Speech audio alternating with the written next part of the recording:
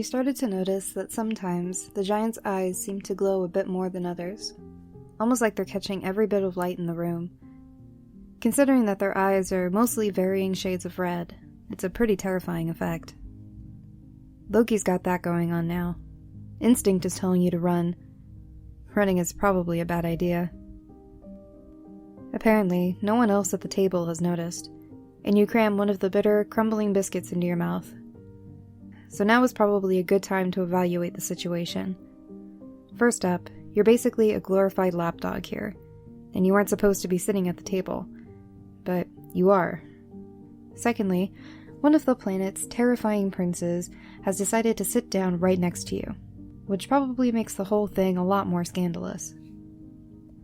And thirdly, that prince's nutty, jealous older brother is looking like he's pretty pissed about it. Well, Loki, maybe if you kept me a little closer, I wouldn't be stuck at the table with your brother. And then you mentally slap yourself. What are you thinking? Wishing that you were at his side or on his lap rather than sitting at the table like a normal person? But his lap, you concede, is certainly much more comfortable. And he does smell really nice. And he did sneak away to hold you during the night, which honestly was probably just him being selfish, but he'd known that you were afraid, and he'd known that you were worried about the trip. And some part of you can't help but hope that part of the reason he showed up was just to check on you. Did you show the mortal the book, Gjalep? I did, sire. She has been enjoying the illustrations. A book for a mortal, Prince Bylester? And what sort of book might that be? The Annals of Hrossþjófr. Heidor shares a quick look to her brother, and Hrossþjófr leans forward, a slight, almost conspiratorial smile on his lips. Truly? I did not know that Bylester Farbotason had any interest in the history of Hrossþjófr Ulefgrinir. The apathy in Bylester's voice doesn't waver in the slightest, and if you were brave enough to risk a look at him, you were certain that he'd be doing that weird little head-cocking thing that must be a family trait. It is the business of princes to be well-learned, is it not? Besides, despite his many faults, the Witch King was a masterful painter, and as the mortal cannot read... I can read. Your eyes widen in shock as you realize that you actually said that out loud. Well, snapped, really. And every giant at the table turns their attention on you. That's exactly what you wanted to avoid. Ugh, why can't you just keep your damn mouth shut? Griep seems pretty tense too, so you can only assume that this was another one of those situations that might merit the punishment you keep hearing about. And you're pretty sure that you're starting to get a little lightheaded. Oh crap, I'm gonna die for my pride. I guess that's my mortal sin. Can you now, Inunga? But nothing of our world, correct? Nothing useful. He's just as condescending as his brother. Maybe even more. Is Loki still watching you? Probably. Blushing, you think about the little scrap of paper tucked away in your bra. I'm learning. You hurriedly reply, not taking quite as much time to consider your words as you should. I definitely did not help with your not seeming interesting agenda, apparently. The next thing you know, there's a finger under your chin, and Bylester's twisting your face around so that he can look at you. You are learning. He almost sounds surprised. So maybe teaching a human pet to read is some kind of scandal, too. Loki doesn't seem to particularly care much about being scandalous. You decide to keep your mouth shut. Well, mortal? Yes, sire. You manage to bite out. There's a slight shift in his expression, as he seems to come to some kind of understanding. And masterfully instructed by none other than my exalted brother, no doubt. He certainly spends more than enough time with you. It's then that you notice the ever so slight flare of his nostrils, and you realize that he's scenting you like some kind of bloodhound. Great. And you can only assume that, based on the very vague sense of irritation you're picking up from little brother here, that you must smell strongly of the king. Maybe that's a good thing? Why would he not? Hrossþjófr asks, in between tearing bites of some kind of meat from an oddly curved bone. He doesn't seem nearly as concerned about propriety as the others, and you wonder if it's because of his special status as part of the Valva's little entourage, or if he's really just that careless. Maybe it's both. The lords of old kept mortals to warm them at night, and some of the ladies were said to as well. It's practically a tradition. You truly cannot criticize the king for that. If it's possible, your cheeks flush even hotter. Oh, wonderful. Everyone's thinking I'm banging Loki. That is just... And then you flinch as a hand suddenly squeezes your shoulder, and Bylester releases your chin, looking instead to whoever it is that is now standing behind you. Except, you already know who it is, even before you hear the silk in his voice. You're starting to notice that you can smell him too. That's probably not a good thing. How true, Hrossþjófr. In fact, one might even say that it is unwise to criticize the king at all. Loki says. His thumb presses into the muscle at the juncture of your neck and back, and you realize just how tense you had become. It hurts a bit, but it's also almost relaxing. Across the table, poor Gjalep's blue skin has paled slightly, though the Storm Twins are apparently unconcerned about the decidedly malevolent presence hovering behind you. Ah, King Loki, join us, please, Heidor says. I come to tell you to make ready to leave. Lady Skadi claims that a storm is brewing to the east, and I would like to make as much progress as possible before we are trapped here. Hrossþjófr's smile is sly. I might have thought you'd wish to rest longer, sire, after riding out in the snow all through the night. You don't miss the confused look Gjalep and Griep exchange at that, but it seems like they aren't going to question it. And you certainly aren't going to risk saying anything else either. But does that mean that he somehow snuck away from the head of the convoy without anyone else noticing? How? And why would he go to that much effort, just to avoid looking weak for needing a rest? Yes, well, Seder is useful for many things, isn't it? Get up, mortal. I'm not finished with my freaking lunch, or breakfast, or whatever this is. You internally gripe. You've kind of lost track of time. Being surrounded by a pack of giants had kind of stifled your appetite, but that doesn't mean you won't be hungry later. You're probably burning calories like crazy just to stay warm. Still, this is definitely one of those don't argue with Loki moments, so you awkwardly scramble off to the bench, trying not to kick either Bylester or Griep in the process.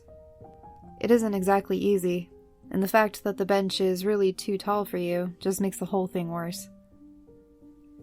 You're kind of expecting Loki to bark out some kind of orders once you're on your feet, but he doesn't.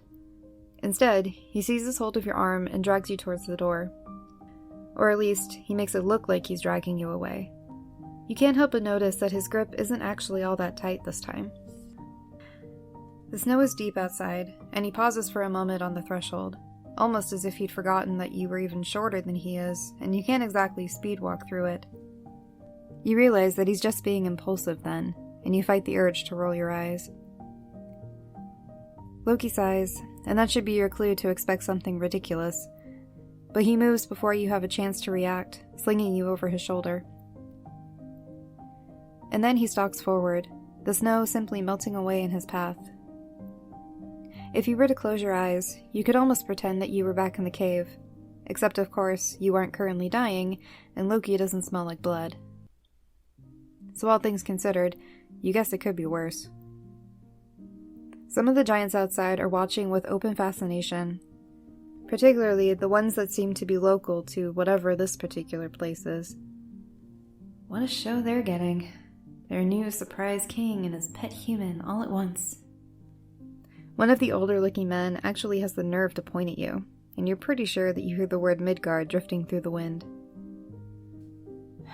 Take a picture, it'll last longer. Loki lets out a surprised little huff. Was that a laugh? You don't dare say anything else until he's hauled you into the sleigh and shut the door firmly behind you, dropping you carelessly onto one of the piles of cushions. You just caused a scene. Everyone probably thinks... I don't particularly care what they think, mortal. Those in power are always afforded their eccentricities. Whatever. You curl up under one of the blankets, determined to sulk. Why did you do that? You told me not to draw attention to myself, and you keep drawing attention to me. Whims of the king, he says dismissively. But then he hesitates as he turns to leave, coming back to crouch before you, a puzzled sort of frown creasing his brow. You were frightened. Well, yes, It angered me. You aren't really sure how to respond to that. In fact, Loki almost looks surprised that he said it. Instead, the two of you just stare at each other in silence for a moment or two. You could just keep me with you next time. But I guess I won't be very good at collecting gossip that way. No. I suppose you wouldn't. Clearing your throat, you finally force yourself to break his gaze. You're kind of worried that he's hypnotizing you. It would probably be a good idea to ask someone if that's a thing sorcerers can actually do here, because Loki's definitely got something unnatural going on with his eyes, and you aren't entirely certain how to combat it. Speaking of gossip, is it against some kind of law for me to learn to read? No books for lowly humans or something? I neither know nor care.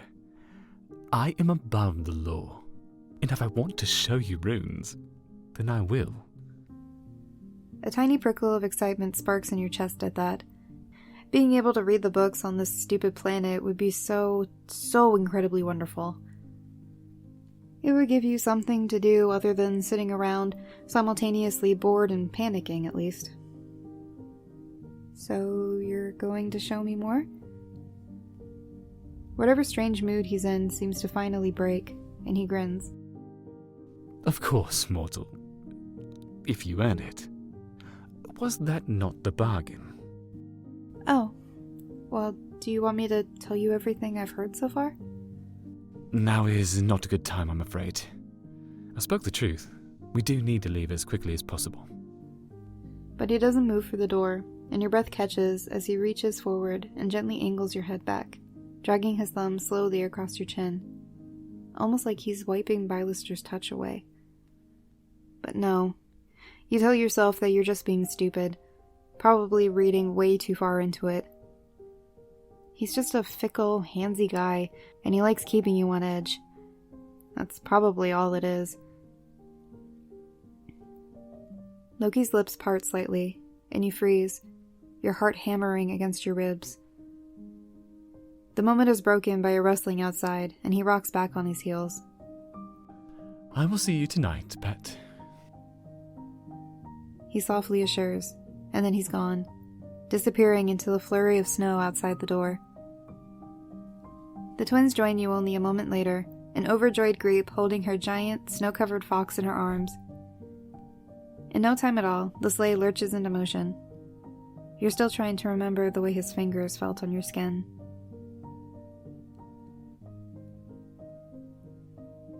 Knowing the king like you do, he's going to be either really pissed or really impressed that you've convinced the twins to show you some more runes. Granted, they aren't exactly fantastic teachers. They tend to just point to a random character on the page and make the sound, but it's better than nothing. You're hoping he'll be mostly impressed. Gjalep and Griep have been slightly subdued ever since Loki tossed you into the sleigh, and as nosy as they are, you're kind of surprised they haven't asked anything about it yet. Based on how stricken Gjalep looked when he appeared at the table, they must think that he dragged you off to do something terrible. The really embarrassing thing is that Given what they've said so far, they either could be assuming that the something terrible was straight up beating you, or, well, probably something sexual. Snowball rolls onto his back, dragging your attention back to the present. He nips at Griep's finger, and when she hisses and bares her teeth at him, his ears flatten into what can only be interpreted as remorse. You watch as the fox licks her fingers, and just like that, all seems to be forgiven, and Griep turns back to her book. You're kind of starting to notice that the Jotnar are exceedingly cat-like. You thought that was just a Loki thing, but maybe it actually is an all-giant thing. Maybe you could try hissing at Bylester next time he gets too close. Or Loki. Loki would probably lose his damn mind if you tried something like that. The image you conjure up on his face is pretty priceless, and you let out a sharp laugh. What is the matter, Inanga? But what can you say? Definitely not the truth. Maybe a half-truth will do the trick. Oh, I was thinking about the king. He's confusing. Well, this whole place is confusing, really. Gjalep clears her throat. He was not harsh with you, was he? I cannot imagine why he... You are naive. Illy is clearly angered because Prince Bylester has taken an interest in his pet. Bylester intentionally needles him. Do you know the prince well?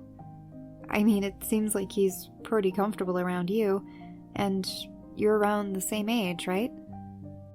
Yes, indeed.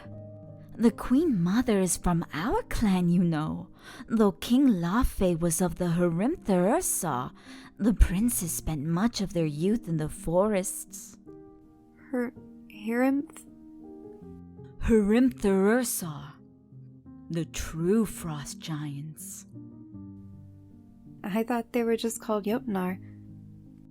By most they are. They prefer it, certainly.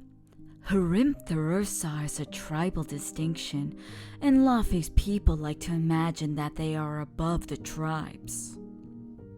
Now who is it that speaks too boldly, sister? It is true. With Loki Laufeyson on the throne, the Stormer Jotnar are certain to use it as an opportunity to regain prominence, and neither the king nor the Stormer Jotnar have any love with Laufey's people.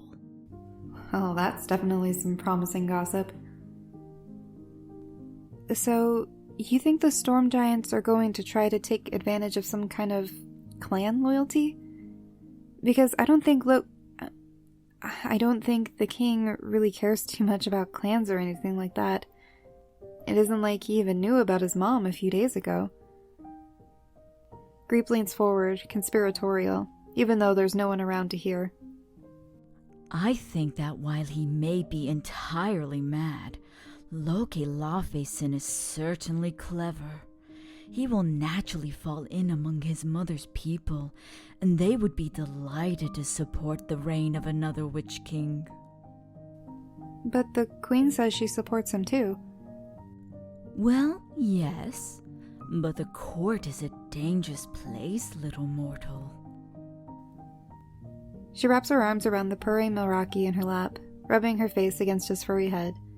Snowball looks exceptionally pleased by the attention, his tiny pink tongue peeking out between his teeth. You wish he felt that content. These are not things for you to fret over, Inanga. Court intrigue is hardly the concern of a mortal. Gjalep says, giving you a reassuring pat on the head. Well, maybe it wouldn't be if I wasn't caught smack in the middle of it. He's going to be back tonight. Griep looks up from Snowball's fur, startled. What was that? The king.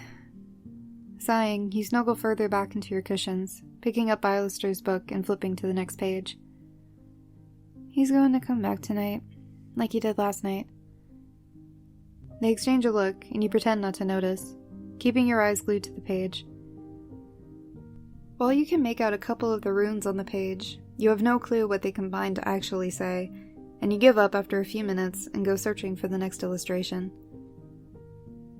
A flash of color a few pages away captures your attention, and your lips part in surprise as you uncover a very unexpected sight: a human woman.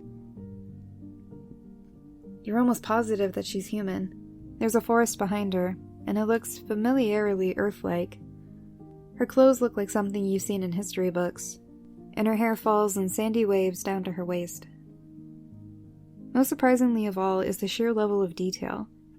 The human woman in the book Bylester had shown you in the archives was clearly just some unnamed prop, but this woman's eyes are deep and somber. The painter clearly knew her. And the painter, you suddenly remember, was the supposedly mad Witch King. You can't resist. "What does this say? Who is this?" you ask, turning the book around. Gjalep takes the book from you. Oh, a mortal. She is Vif, it says. Perhaps Vedrungar met her on Midgard during his travels. This says that the forests of Midgard hold special magics. So she's not someone you've heard of? She looks slightly uncomfortable at that, and her sister rushes to save her.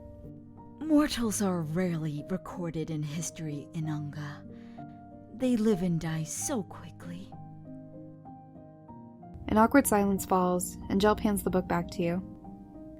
You don't really feel like reading anymore, though, so you curl up instead, pulling the blanket almost entirely over your head. Somehow, despite the fact that literally everyone here calls you mortal, it's really hard to contemptualize the idea that you'll die of old age in what probably seems like no time at all to them. If I even make it to old age. You don't want to freak the twins out. It isn't their fault, and they've been sweet, even if they can be kind of obtuse sometimes. And so when you start to cry into your blanket, you hold yourself as still as possible. Maybe they can hear it, or maybe they can even smell it, but they give you your space. You appreciate that, really. It isn't like there's anything they can do. Eventually, you manage to fall asleep. When you wake up next, it's from a combination of things. A sudden drop of temperature in the sleigh, the sound of an irritated voice, and a fuzzy tickle against your chin. Why has my mortal been crying?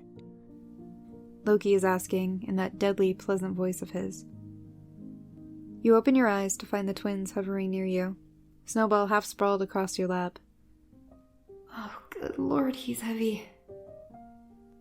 From the scene in front of you, you can only assume that the twins, in some sort of attempt to comfort you, decided that maybe snuggling up with a pet of your own was the way to go.